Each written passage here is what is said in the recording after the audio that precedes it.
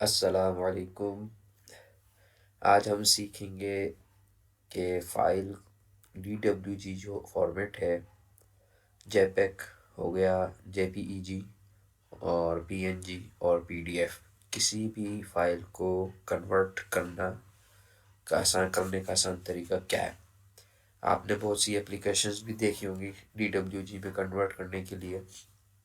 Online भी तरीके से आपने दे किए होंगे DWG में, तो आपको रिज़ल्ट मिलेगा वो कुछ इस तरह का। मैंने एक फ़ाइल कन्वर्ट करके रखी हुई है, तो ये फ़ाइल है, मैं इसको ओपन करता हूँ।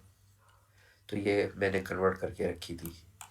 तो इसमें हमें प्रॉब्लम ये होता है कि हर चीज़ जो है वेक्टर फॉर्मेट में हमें मिल जाती है, तो हमें इस पे भी मेहनत करनी होती है बाद औक़ात। अब वही ये अब लाइन देख रहे हैं आप, जैसे दोनों लाइनें अलग अलग हैं, जबकि प्लान इस तरह ड्रॉ नहीं होता, बाद औक़ात चीज़ें चेंज हो जाती हैं इसके अंदर।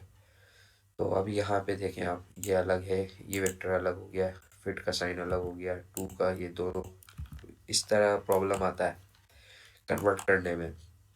जो भी आप ऑनलाइन कन्वर्ट करेंगे या किसी एप्लीकेशन के थ्रू भी आप कन्वर्ट करते हैं, तो उसमें प्रॉब्लम ये आती है, वेक्टर का मसला आ जाता है, वेक्टर फाइल हमें। क्योंकि DWG भी आप डायरेक्ट करेंगे तब भी ये मसला आ रहा है, DXF में कन्वर्ट करेंगे किसी भी फाइल को तब भी ये मसला आता है। तो इसका हल क्या है? हल असल में इसमें देखें आप, फिर भी जो है डायमेंशन लेंगे, अगर प्रॉपर तरीके से चेक भी करना चाहें आप डायमेंशन, ये फिट में है साइन, तो ये देखो आप अब इसको यूनिट चेंज कर लेते हैं अगर, तो यूनिट कुछ भी रख लेते हैं। अब आर्किटेक्चर में है तो अब 0 रख लेते हैं। और सॉरी, कुछ किया गलत मैंने। Okay okay, this unit. अब चेक करते हैं कि क्या यूनिट दिखा रहा है हमें। अच्छा, हमने यहाँ से भी डायमेंशन स्टाइल से चेंज नहीं किया। Primary architecture 0। ओके करते हैं, इसको सेट कर देते हैं। और ये फिर से डायमेंशन लेते हैं। अब ये यहाँ से यहाँ तक 23 फीट का बता रहा है, तो ये 3 इंच का दिखा रहा है, तो ये वेक्टर में भी आपकी फाइल स्केल पे भी नहीं है। तो इसका हल ये है, तो हम इसको क्रॉस करते हैं। फिलहाल आपको तरीके कार बताता हूँ, ये एक ट्रिक है। आपको मेहनत तो करनी है, प्लान तो ड्रॉ करना ही करना है। तो उसकी ट्रिक क्या है?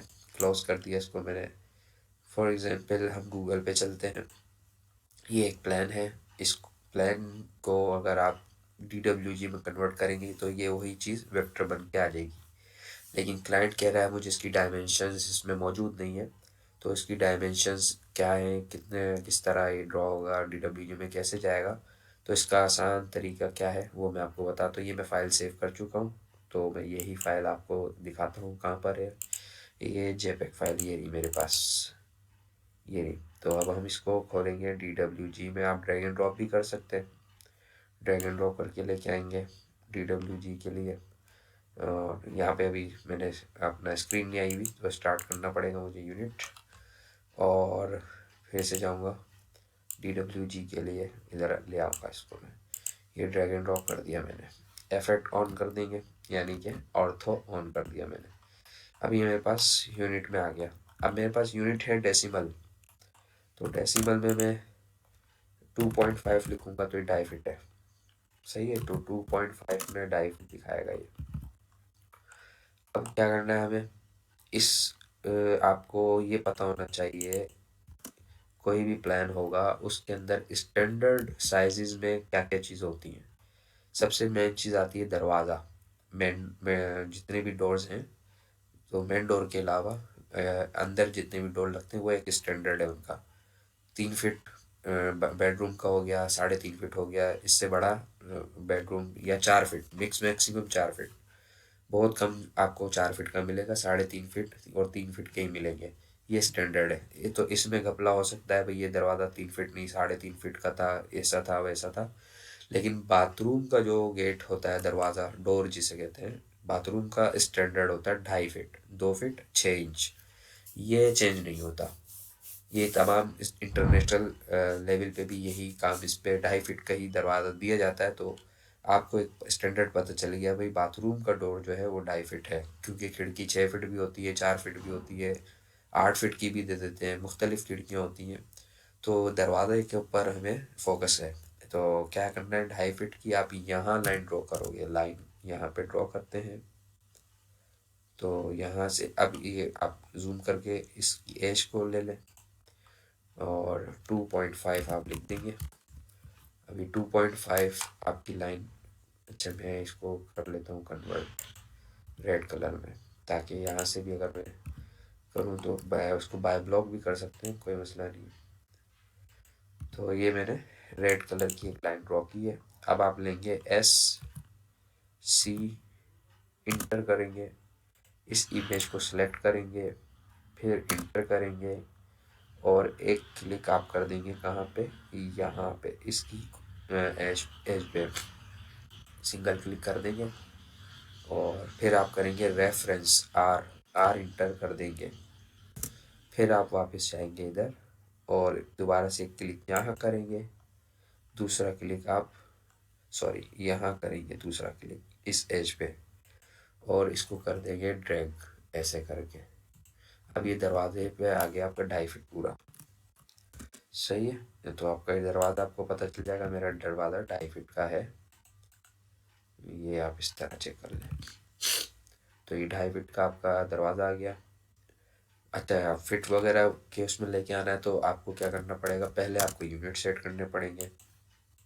आर्किटेक्चर 0, ओके, डायमेंशन में गए और यहाँ से भी आर्किटेक्चर कर दिया आपने 0 और टेक्स्ट हाइट बढ़ा देते हैं हम इसकी, और ये हमने टेक्स्ट हाइट बढ़ा दी 10 इंच कर देते हैं। ओके करते हैं, सेट करंट कर देंगे, क्लोज। अब ये दिखा रहा है 3 इंच। सही है। तो अब इसको आपको 2.5 फीट में कन्वर्ट करना है।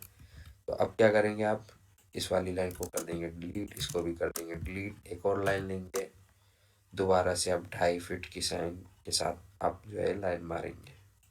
यहाँ से लाइन ड्रॉ करेंगे और 2 फीट 6 इंच ये आपने लिख ली। अब ये लाइन यहाँ तक आ गई और अब आपको SC वापस इंटर करेंगे, स्केल आ गया, सिलेक्ट होगी इमेज, फिर से इंटर किया आपने, एक क्लिक यहाँ किया और इसको बोला रेफरेंस, रेफरेंस हो गया।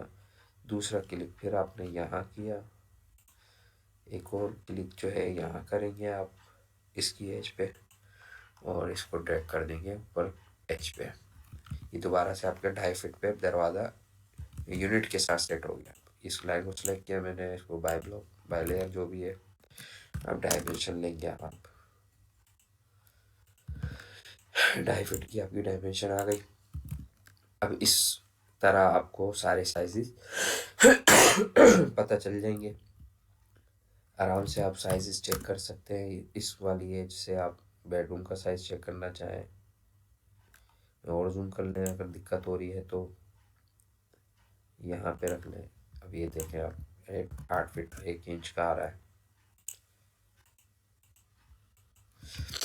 इस तरह आपको साइजेस का पता चल जाएगा कि भाई मेरा साइज़ किचन का, बाथरूम का वगैरह वगैरह ये साइजेस हैं। तो अब सिंपल इसको ड्रॉ करने का तरीका क्या है, PL की कमांड लेंगे, पॉलीलाइन। तो पॉलीलाइन को मैं बाय ब्लॉक कर देता हूँ कोई सी, तो पॉलीलाइन बाय ब्लॉक हो गई और PL लिया। इधर से यहाँ से शुरू करना चाहें आप यहाँ से करें, जहाँ से आपका समझ में आता है। तो आप इसको ड्रॉ करते हुए जाएंगे इस तरह, यानी कि ट्रेसिंग करेंगे आप इसकी, और ये इस तरह आप पूरा एक लाइन ड्रॉ कर सकते हैं आराम से।